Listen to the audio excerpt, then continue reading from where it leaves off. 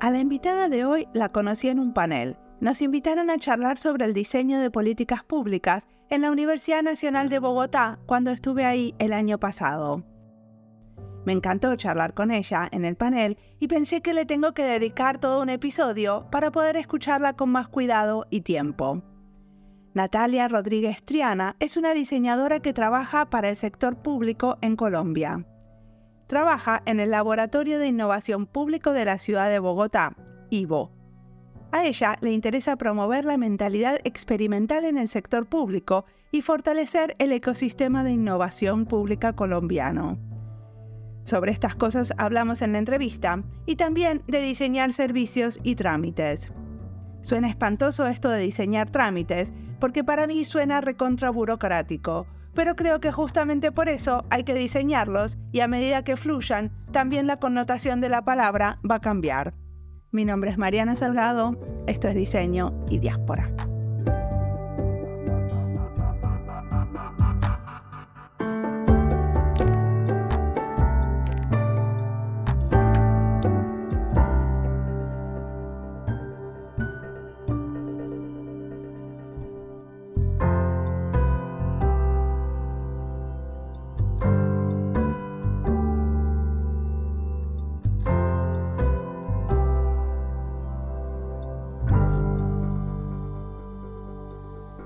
Primero, o antes que nada, Mariana, súper agradecerte por estar en este espacio. Yo he escuchado y aprendido en este podcast y en todas las series maravillosas que has hecho, gente que admiro mucho, así que para mí es un honor hoy compartir mis ideas y experiencias con esta comunidad de diseño y diáspora.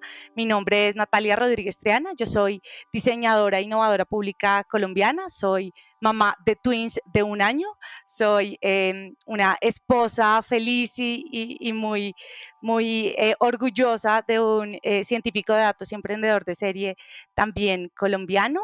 Y pues nada, de formación estudié arquitectura, diseño, tengo un máster en innovación y la vida me ha llevado a abrir campo en el sector público colombiano para mí como diseñadora, para este rol y digamos todo lo que desde mi punto de vista podemos sumar los diseñadores o la disciplina del diseño a los retos públicos, pero también a otros diseñadores que por fortuna han venido a integrar equipos y han venido a sumar sus capacidades a entidades públicas colombianas. Y decime una cosa, ¿cómo fue este recorrido por el sector público? Porque no empezaste en la institución en donde estás ahora.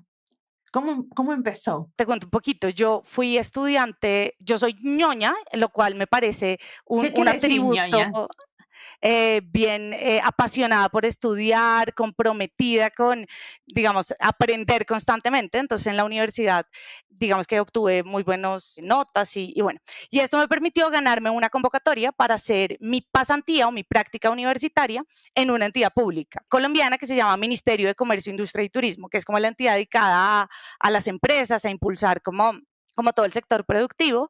Y en ese momento de mi vida, que eso fue pues hace ya más de 8 años, tuve la oportunidad de conocer un equipo maravilloso liderado por un diseñador industrial que estaban pensándose y probándose un modelo súper diferente de unas asesorías en lo que en ese momento se llamaba como Diseño 360 para empresas colombianas.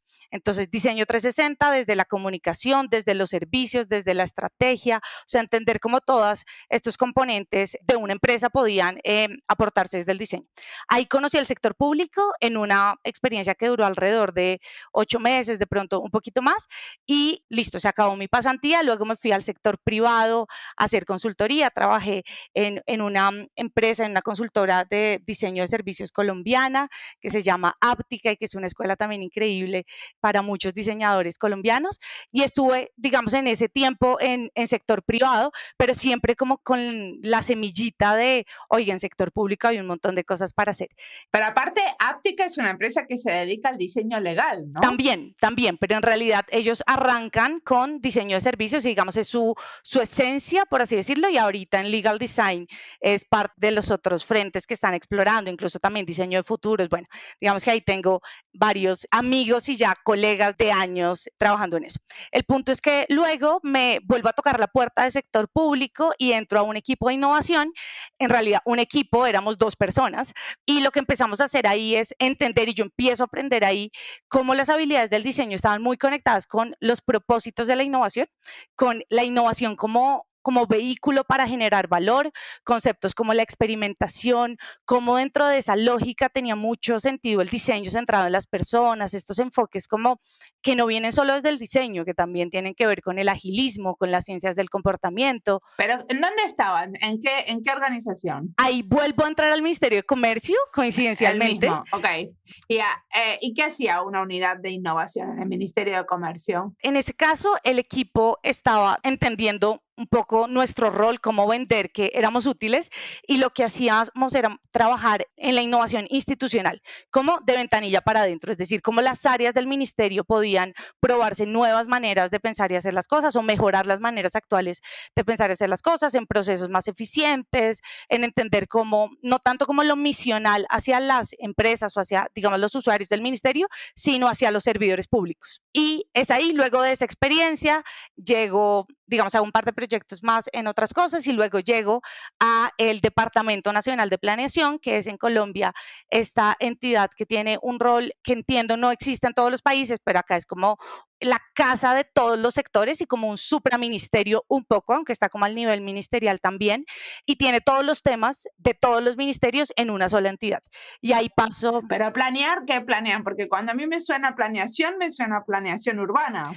En realidad, no solo hay una dirección de urbanismo, pero digamos que en esta entidad lo que se hace es definir los lineamientos de política pública del país a, digamos, diferentes periodos de tiempo. Entonces, típicamente el producto de lo público ahí son unos documentos que se llaman documentos COMPES, y que lo que hacen es convertir como estos lineamientos en la hoja de ruta en materia económica y social del país en distintos temas. Entonces, aquí hay una dirección de salud, de educación, de desarrollo empresarial, bueno, hay diferentes tipos, y dentro de la dirección de desarrollo empresarial nace como un intraemprendimiento el equipo de innovación pública, diciendo, oiga, pero si nos estamos pensando a años la innovación en sector privado, pues deberíamos también hacer lo propio en sector público y en entender cómo esta lógica de innovación social, de innovación pública, pues es súper potente para responder a estos desafíos, pues que se ven en todas estas direcciones, desde educación, salud, tecnología, bueno, todas, y ahí digamos que nace este equipo de innovación pública. Pero no entiendo una cosa, esta dirección de planeamiento, ¿cómo trabaja con los ministerios? Porque supuestamente el Ministerio de Salud es el que hace la política pública y las leyes que tienen que ver con salud. Sí, de acuerdo. El Departamento Nacional de Planeación lo que hace es ser el, por así decirlo, enlace con estos policy makers, y es el que de alguna manera acompaña la creación de política pública, es decir, en el DNP, que son sus siglas, se acompaña todo este primer proceso de etapas del ciclo de política pública. Por supuesto, los dueños, por así decirlo, de la política son los expertos técnicos, y en este caso, digamos, los ministerios, pero en el DNP hay un espejo para cada una de estas áreas, y actuamos como, bueno, ya no trabajo en el DNP, pero esta entidad actúa como este asesor y también como garante de que estas políticas sí se conecten como con la visión de este otro montón de temas y de líneas estratégicas para el país, además de manejar un tema de presupuesto. O sea, como que esto, o sea, tener esta dirección lo que hace es que trabajen menos en silos y haya más un pensamiento más sistémico y un pensamiento, no sé, por lo menos en Finlandia se habla mucho de pensar a través de los fenómenos o de los momentos de la vida. Entonces hay como, no sé, muchos ministerios diferentes que tienen algo que ver con la inmigración. Entonces, un solo fenómeno se trata desde diferentes ministerios. Eso es parte de esta idea de tener una dirección de planeación, supongo. Sí, tiene mucho que ver como en esta eliminación de silos, como entender cómo los temas no son agendas separadas, sino en realidad, digamos, se articulan en el propósito que quieren lograr. Y sobre todo, digamos que lo que hace acá bien característico al DNP, además del montón de cosas que hace, es esta herramienta de política pública intersectorial, que son estos documentos COMPES, que una vez más en mi paso por DNP yo entendí como, listo, en sector privado hablamos de un montón de productos y es mucho más fácil imaginarnos estos productos en sector privado, pero ¿cuáles son los productos del sector público? Y estas políticas públicas son estos productos del sector público, los servicios, los trámites, los canales de atención ciudadana son estos productos en el sector público y pues desde la lógica del diseño y desde la lógica de la innovación son súper susceptibles a diseñar en puntos de contacto, en herramientas, en metodologías, en incluso principios que perseguimos. Entonces perseguimos la apertura, el gobierno colaborativo, la experimentación. Entonces entender cómo no solo se innova en un iPhone, se innova en una política pública de un país o de un gobierno local. Y bueno, me vas a contar un ejemplo particular, porque tenés un ejemplo en el que estuviste trabajando con esto. ¿Cómo se llama? Te cuento, o bueno, les cuento acerca de esta experiencia. Más o menos, año 2020, que momento crítico y de alto nivel de incertidumbre y de montón de miedos para todos. Y se da, pues digamos, esta situación en que por primera vez, pues en el mundo, pero particularmente en estos documentos o en estos instrumentos de política pública, no teníamos la manera de hacer esta política de forma habitual, desde la presencialidad, desde las reuniones con ministros, desde los comités técnicos, sino pues estábamos todos encerrados en nuestras casas intentando, digamos, responder a las necesidades en este momento pues del país y de esta lógica de reactivación, un poco con las herramientas que traíamos. Entonces, el equipo de innovación pública tiene la oportunidad, que pues en ese momento lideraba yo y que lideré hasta el año pasado, tiene la oportunidad de intervenir y, digamos, hacer parte de todo el equipo orquestador de esta política. Se llama el COMPES 4023, que perseguía el objetivo de dar lineamientos para la reactivación social. Y vale la pena una claridad, y es, no solo estos documentos no solo se quedan como en el deberíamos hacer esto, sino en la reserva presupuestal para que justamente esos lineamientos pues se puedan llevar a cabo. Entonces, el reto que teníamos era hacer el primer COMPES 100% virtual, intentando además que fuera una experiencia colaborativa, en parte porque no sabíamos como directores técnicos incluso cuáles eran las respuestas que debería dar este documento, sino justamente apelábamos a la inteligencia colectiva, al llamado a expertos de diferentes lugares para poder llegar a estas respuestas. Entonces es así como, además con unas restricciones de tiempo súper fuertes, diseñamos un proceso metodológico de diferentes espacios para discutir este problema y entender el problema que perseguía esta política, con más de 50 personas de 12 direcciones técnicas del Departamento Nacional de Planeación. Entonces esto fue un trabajo como de diferentes áreas y además actores claves del país, digamos, para participar. Entonces realizamos 22 mesas de discusión con más de 520 actores de diversos sectores, un poco abriendo, digamos, esta participación, pero además atreviéndonos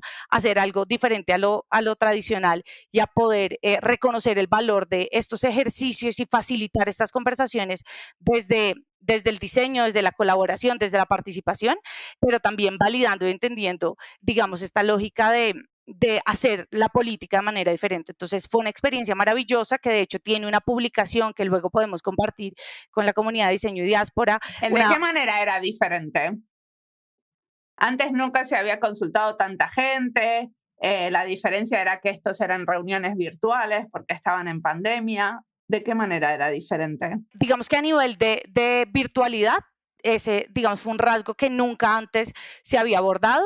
Teníamos 2 semanas y media para construirla en el proceso participativo y esto requirió, digamos, un despliegue maratónico en cuanto a las sesiones, a convocatorias, a toda la logística que igual conlleva abrir espacios de participación, pero además en abordar también estas conversaciones desde una forma distinta. Entonces no era llevar a validar ideas, sino era justamente, y en estas, digamos, escalas de la participación, algo mucho más cercano a la co-creación, que por supuesto hay un montón de cosas que hubiéramos podido hacer mejor, claro, como en todas las experiencias, pero en las condiciones que teníamos, digamos que no solo por parte del equipo, sino por los actores que participaron, se reconocía como una experiencia y como un abordaje muy distinto de la conversación, en donde sus aportes llegaron a influir en el instrumento de política pública y en donde usamos muchos instrumentos y ejercicios para recoger estos insumos. Por ejemplo, decime un ejemplo de algo que alguien dijo, mira, esto lo podríamos hacer así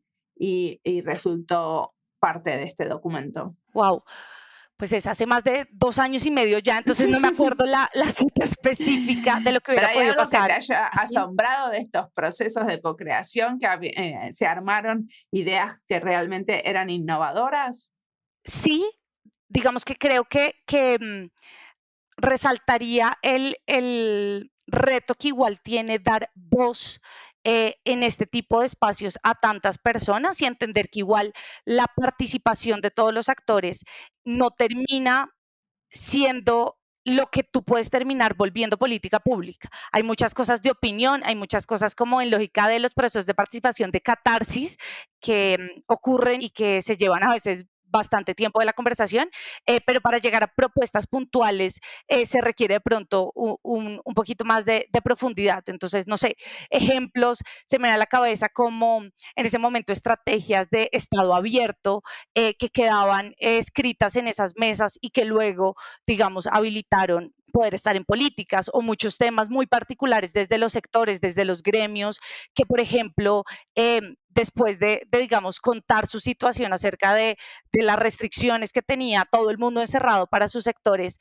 decían, oiga, pero mire, se nos ocurre que podríamos hacer X o Y cosa, podríamos encaminar estrategias a la reactivación de estas maneras. Entonces, al final, este abordaje del tema de la reactivación social y económica del país en ese momento, que era por lo cual esta política era muy, muy importante para poder entender cómo empezar un poco a mover la rueda en medio de la pandemia, las ideas se generaron de diferentes cabezas y desde usuarios o beneficiarios que luego iba a tener la política, y eso fue muy interesante. En este proceso también, que me gustaría resaltarlo, el equipo del Departamento Nacional de Planeación, y te estoy hablando más de 170 servidores públicos que participaron en estas conversaciones, tuvieron también, o digamos, tuvimos un proceso de aprendizaje, un poco aprender haciendo y entender cómo casi que teníamos que formarlos para poder facilitar estos espacios desde estas metodologías distintas, entender cómo llegamos a estos espacios de co-creación, no a defendernos ante las ideas, sino a escuchar con una apertura, con una no juzgar las ideas desde el inicio. Entonces esto hizo parte también, digamos, de este recorrido, y fue formar a más de 170 servidores públicos en las metodologías propias de estos espacios, y sobre todo en entender cómo el flujo de estos insumos que se recogían pues terminaban surtiendo pues reflejo en el producto final. Y ahora que te fuiste de allá, ¿siguen usando este tipo de metodologías de co-creación en el armado de políticas públicas? Sí, de hecho, en el actual Plan Nacional de Desarrollo del actual presidente de Colombia, se hizo todo un proceso muy, muy amplio, y en este caso territorial, pues ya en la presencialidad de mesas de diálogo con indígenas, con diferentes sectores, con academia, con sociedad civil, y en esto participó también el equipo de innovación pública, y digamos que las semillas de casi de ese chance que nos dieron de probarnos esto en ese COMPES han visto sus resultados en la credibilidad para tomadores de decisión sobre lo oportuno y los útiles que son estos enfoques, y que van más allá de, ay, sí, muy divertido, ven y ábreme la mesa de una forma distinta, sino van justamente a entender que estas experiencias de participación y de conversación son puntos de contacto con la ciudadanía, con los actores, y que por ende tienen que ser diseñados como un servicio, medidos y entendiendo pues esto efectivamente sí tiene resultado o no, si logró su efecto. Entonces sí, afortunadamente siguen sumándose aprendizajes y experiencias a este proceso desde el Departamento Nacional de Planeación. Buenísimo. Y ahora estás trabajando en un proyecto que tiene que ver con el cuidado, la confianza, las mujeres. ¿En dónde estás ahora? Empecemos por ahí. Te cuento, entonces, desde julio del año pasado tuve un giro, y un giro incluso de escala, porque todo lo que les acabo de contar pues tiene que ver más como con una entidad a nivel nacional, a nivel país, y de hecho parte de lo que yo hacía ahí era liderar esta agenda de innovación pública y motivar que existieran laboratorios o unidades de innovación haciendo cosas a otras escalas más de gobiernos locales, y desde julio estoy justamente en un laboratorio de este tipo, es el Laboratorio de Innovación Pública de Bogotá, se llama IVO, y somos el laboratorio de la ciudad, de los bogotanos, de las bogotanas, por ende de las entidades del sector público, pero también del ecosistema, digamos, completo. Y este proyecto que estamos trabajando, que es uno de nuestros proyectos y que en verdad es fascinante, tiene que ver con digamos, un proyecto pionero de Bogotá que tiene que ver con el cuidado, se llama Sistema Distrital del Cuidado, y para explicarlo muy, muy cortico, de lo que se trata este proyecto es de tener en diferentes lugares de Bogotá unas manzanas o cuadras o sí, lugares como en los barrios que reúnen uno o varios equipamientos para centralizar servicios dirigidos especialmente para mujeres cuidadoras. Entonces, este proyecto persigue el objetivo de redistribuir las tareas del cuidado, de resignificar y reconocer el rol indispensable que tienen las cuidadoras en nuestra sociedad. Y aquí un poquito para aterrizarlo. Las cuidadoras se refieren a la gente que cuida a alguien que está enfermo o a un niño en su propia familia o a un vecino, o se refieren a las cuidadoras, a las enfermeras, el personal de salud. No, tiene más que ver con la primera descripción que diste, y es parte, y es casi que incluso lo que yo aprendí en este proyecto. Y quiero decirte además, Mariana, que este proyecto a mí me ha tocado las fibras, porque como les contaba al inicio, yo soy mamá de gemelos y he tenido la oportunidad no solo de recorrer Bogotá y conocer a un montón de mamás en condiciones muy distintas que en su día a día destinan mucho de su tiempo pues al cuidado, en este caso de acuerdo de sus hijos, de personas en discapacidad que pueden ser sus hijos, familiares, padres, pero también incluso entender que estas tareas del cuidado no solo tienen que ver con cuidar a alguien o cuidar como, ¿sabes?, como hijo familiar, sino tienen que ver con el tiempo que tú destinas a las tareas del hogar, a las tareas de cocinar, arreglar tu casa o a muchas, digamos, actividades que tienen que ver con todo este tema de la economía del cuidado y que a veces no tenemos completamente claras, no reconocemos, y en muchos de los casos incluso nosotros no nos reconocemos como cuidadores o cuidadoras. Y ahí un detalle importante también es el proyecto pues viene de Secretaría de la Mujer, por supuesto, reconocemos que la mayoría de cuidadoras son mujeres, pero no es excluyente de cuidadores hombres o pues de incluso personas que se identifican con otros géneros, y digamos que es bien incluyente de quienes realizan actividades del cuidado. Entonces lo que estamos haciendo es, en estos lugares, las bogotanas van y tienen una oferta de servicios, digamos que centralizada, servicios de diferentes tipos y que, digamos que integran los servicios de diferentes entidades distritales. Entonces te pongo un ejemplo. Natalia puede ir y tomar una clase de yoga al parque y esto lo dicta la entidad en Bogotá que está a cargo de la recreación y el deporte. Pero en este mismo lugar Natalia puede ir a una cita de odontología que la da la Secretaría de Salud. Pero en este mismo lugar Natalia puede acabar el bachillerato y estudiar, y hay algo que no he mencionado y que es lo clave, y es los servicios son en dupla. Entonces tú haces estas cosas que te mencioné mientras que alguien cuida a tu hijo o mientras que alguien cuida a la persona que tú cuidas. Entonces la idea es cómo se ofrecen estos servicios en dupla para que a ti se te libere el tiempo de poder hacer estas otras cosas. Entender que estas otras cosas no tienen que ver solo con el Natalia productiva, sino incluso clases o actividades de respiro, de natación, o sea, como de esparcimiento, y de entender que incluso el tiempo de no hacer nada es un tiempo valioso para una persona que dedica todo su día al cuidado. Entonces, lo que estamos haciendo desde el Laboratorio de Innovación Pública, desde IVO, es entendiendo cómo mejorar la captura de datos y de información de estas beneficiarias. Y es porque hoy en día el programa tiene datos agregados de quienes van a las clases. Entonces, por ejemplo, a esta clase de yoga vinieron, a ver, cuento, 40 personas, pero no sabemos si esas 40 son Mariana, Natalia, Paula, Juan.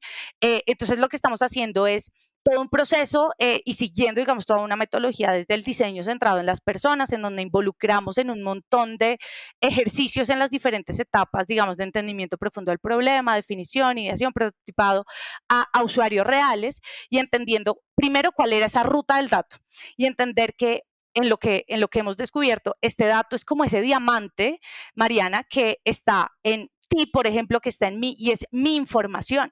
Esta información que yo tengo es valiosísima para la toma de decisiones en política pública, es valiosísima para diseñar nuevos servicios centrados en las personas, este diamante, que son los datos, en realidad no lo tienen las entidades, lo tienen los ciudadanos. Entonces, si el ciudadano no tiene la confianza de poder entregar estos datos, esto al final no va a terminar llegando a los tomadores de decisión, a poderle hacer la analítica, a poder diseñar servicios centrados en las personas o servicios de segunda generación. Esto no va a pasar.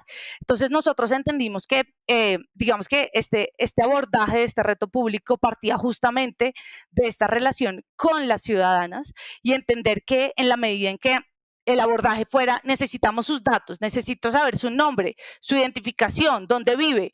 Ahí hay un tema fuerte de desconfianza y qué era lo que iba detrás de eso o qué era lo que nos podía servir como impulsor para esta excusa de los datos. Y lo que descubrimos, y acá estoy contando el proceso claramente ultra resumido, es el deseo de las beneficiarias de pertenecer y de crear una comunidad y entender que ellas hoy van a este lugar, pero no se sienten necesariamente parte de ese algo, de ese programa pues incluso muy desde la lógica de sector público, entonces tiene este nombre incluso institucional, ¿no? Sistema Distrital del Cuidado de Bogotá. Entonces es incluso largo para que una mujer pueda contarle a su esposo, de acuerdo, a su hijo, yo hago parte de esto. Entonces lo que estamos haciendo con los prototipos es, hicimos muchas actividades de ideación, recogimos más de 120 ideas desde expertos técnicos, creativos, las mujeres, digamos, los servidores públicos que trabajan en estos lugares físicos y en estas entidades que tienen relación con este programa. Y lo que hicimos fue desarrollar un sistema de prototipos que gira en torno a crear una comunidad. Entonces, ¿prototipos de qué tipo? Por ejemplo, un chatbot de enrolamiento a la comunidad o de registro a la comunidad.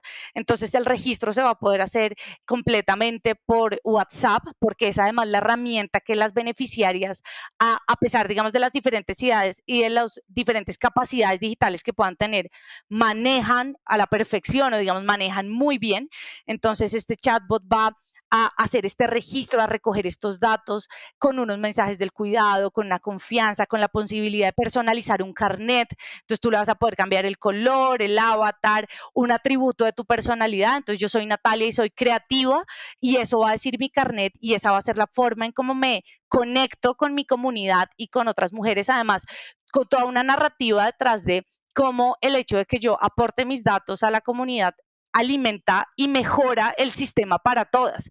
Porque, por ponerte un ejemplo, en el barrio X, yo voy a poder tener información de no solo a qué clases van, sino qué clases desearían, qué gustos tienen estas personas y poder, como desde las decisiones de política pública, decir, oiga, deberíamos incorporar más servicios, voy a decir cualquier cosa, de deporte y menos de este otro tema, porque es lo que esta comunidad de este barrio diferente a este otro es lo que está necesitando. Entonces, es un proyecto maravilloso en donde en este sistema de prototipos hemos combinado cosas digitales, pero también cosas muy desde las ciencias del comportamiento y entender que al final la innovación no es, sabes, como que la tecnología es este medio, pero lo innovador no es el chatbot.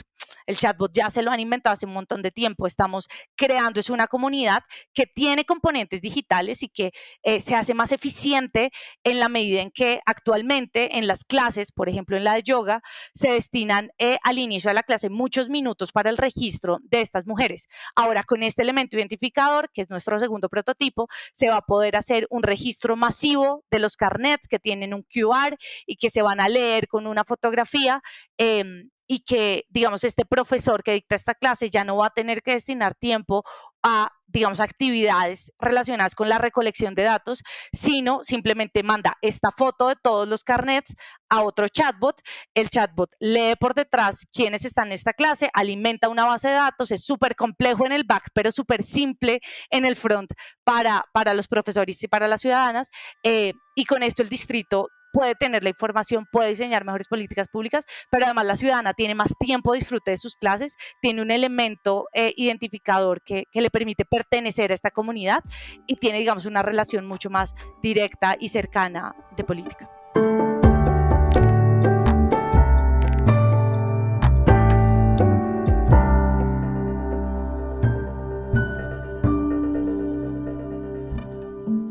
Esta entrevista es parte de las listas Laboratorios de Innovación, Gobierno y Diseño, Diseño con Perspectiva de Género, Diseño Feminista y Colombia y Diseño. Hace mucho no hacía una entrevista a gente trabajando en laboratorios de innovación. Por eso me parece importante comentar el tema. Sin embargo, el tema de los laboratorios de diseño es recurrente en este podcast por muchas razones.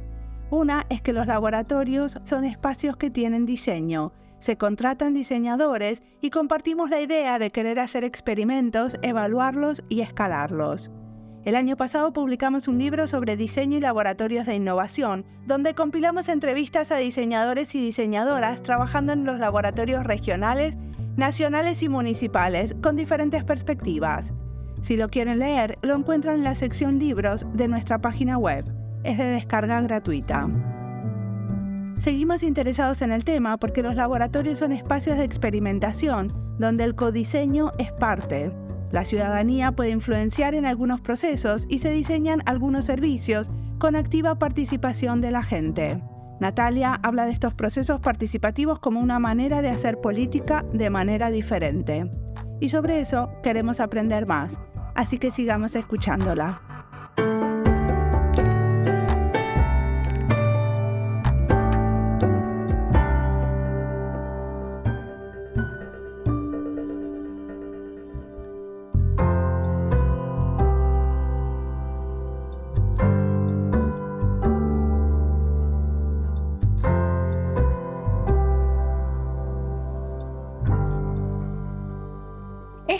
Supongo que empezó siendo un pequeño experimento con algunos centros barriales y después se fue expandiendo. ¿En qué momento estamos ahora? ¿Ya está por toda Bogotá esto?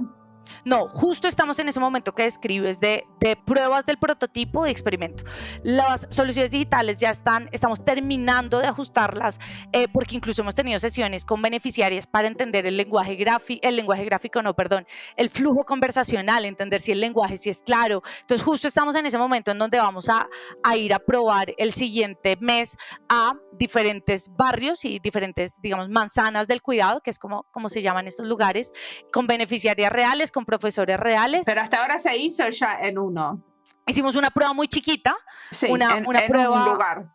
En un lugar, exacto, y ha sido más, y digamos, parte de lo que vamos a hacer es ir a ponerlo en pruebas en campo durante un tiempo, porque lo que hemos hecho es pruebas más con una muestra muy, muy acotada y con objetivos específicos. Queremos validar si el chatbot en WhatsApp funciona, o sea, como funcionalidad. Pero más allá del chatbot de WhatsApp, necesitas toda esa cantidad de profesores de yoga, gente que va a cuidar a los chicos, todo eso ya los tiene la ciudad.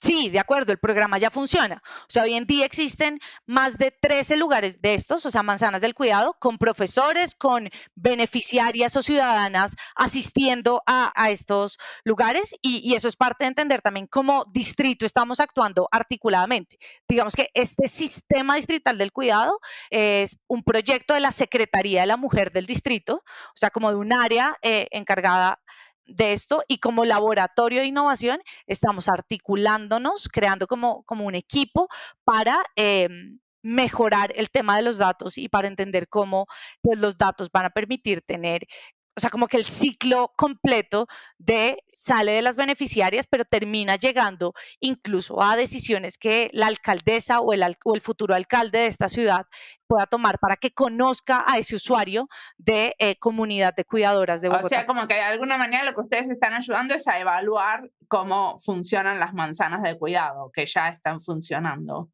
A evaluar no, sino a crear o diseñar estos mecanismos para poder capturar estos datos de una manera más innovadora, eficiente y centrada en las personas. Y después rediseñar estas manzanas de cuidado aportando nuevas ideas de qué claro, puede pasar ahí. Que ahí es lo que digamos que la discusión y es los tomadores de decisión en algunos momentos quieren ya saltarse ese paso, ¿no? Dime cómo mejorar. Y pues desde el laboratorio creemos justamente que esa información tiene que salir es de conocer a ese usuario. Y estos datos, o sea, tener toda esta data, además bajo unas lógicas de confianza, de pertenencia, en una base de datos, poder analizar esos datos de mayor calidad, de mayor completitud, son los que nos van a permitir tomar mejores decisiones para las manzanas del cuidado, pero también para las políticas del cuidado de la ciudad y creo yo del país, porque en verdad este es un programa que, como te contaba antes, está siendo pionero, ha sido reconocido, digamos, como iniciativa innovadora por la OCDE y en diferentes escenarios. ¿Qué es la OCDE? Toda la Organización para la Cooperación y Desarrollo Económico, que es esta organización internacional a la que pertenecen diferentes países. Colombia pertenece ahí, que de hecho tienen al Observatorio de Innovación en el Sector Público, o por sus siglas OPSI, y ellos hicieron este año una convocatoria de iniciativas innovadoras. Como Secretaría de la Mujer y Laboratorio presentamos esto que estamos haciendo y fue reconocida entre 23 iniciativas del mundo y bueno, fuimos a Dubái a contar la experiencia, a conocer de otros. Entonces sí, el prototipo como tal, digamos que en los tiempos del prototipo nosotros esperamos a junio tener medición del prototipo, saber si estos chatbots funcionan, saber cómo iterar y digamos tener unos prototipos finales, por así decirlo, o productos mínimos viables ya para escalar. Entonces en ese momento estamos justo en la magia de la prueba y de la evaluación de este proceso. Perfecto. Y decime, ¿qué te inspira aparte de tus mellizos? Perdón, gemelos. No, de hecho son mellizos, solo que sé que en muchos países mellizos no se entiende, pero son diferentes, que sería la característica. No son idénticos. Perfecto. ¿Qué te inspira? ¿Qué lees, escuchás? ¿Qué quieres recomendar? ¿Mirás en relación a estos temas que estás trabajando, no? Bueno, ¿qué me inspira? A mí me inspira detenerme a reflexionar, si eso puede ser un consejo útil, y es, a veces vivimos tan en piloto automático que para mí es muy útil en la maternidad, en el matrimonio, en el rol de diseñadora, en el rol de líder de equipos, parar un segundo, tomar un break, casi que reactivar la creatividad y reflexionar sobre lo que estoy haciendo.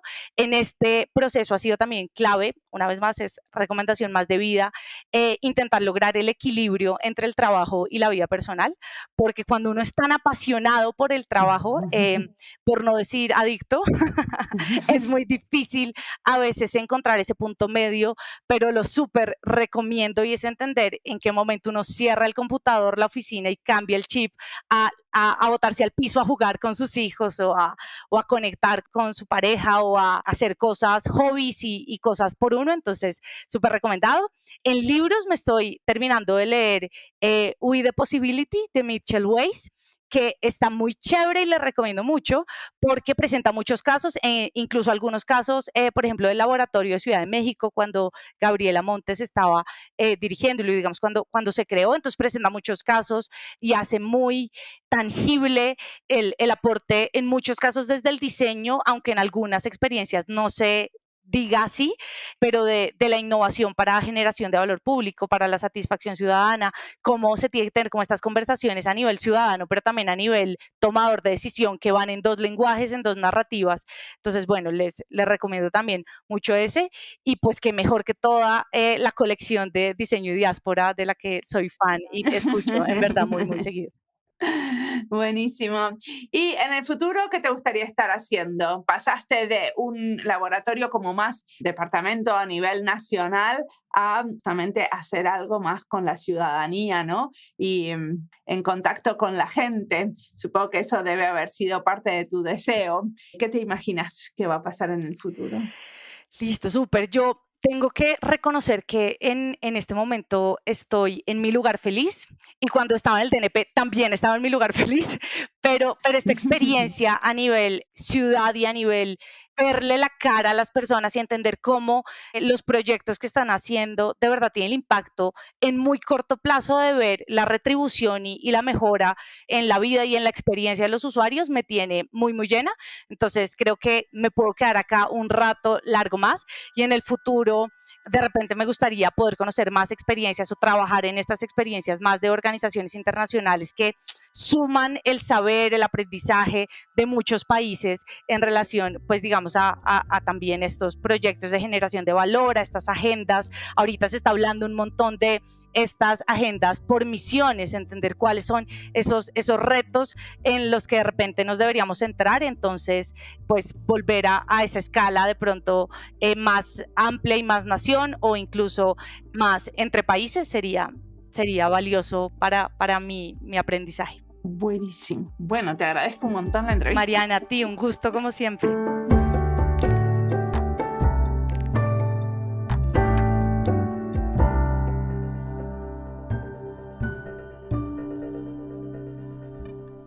Natalia nos cuenta cómo combinaron los sistemas digitales con ciencias del comportamiento para mejorar las políticas de cuidados para todo el país. Hablamos de los cuidados en muchas entrevistas. Todavía me acuerdo la entrevista a Rosa Jiménez Pereda, que nos contaba cómo habían diseñado una manera de cuidarse entre vecinos. Es un episodio hermoso para el que le interese el tema de los cuidados. Es el episodio 276. También con Airi Dordas Perpiñá hablamos de diseñar el cuidado. En muchos otros episodios también. Hice una búsqueda poniendo la palabra cuidados en nuestra página web y aparecieron 10 episodios donde se entrelaza la arquitectura, la participación ciudadana, la salud y el activismo al tema de los cuidados. Hablamos de cuidar a los que cuidan, de reparar como una manera de diseñar y de pensar la ciudad alrededor de las actividades del cuidado. Si les apasiona el tema, como a mí, pueden seguir escuchando esos episodios o si no, recomendarnos a quienes entrevistar que trabajen el tema de los cuidados desde diferentes perspectivas. Cuídense, cuidémonos.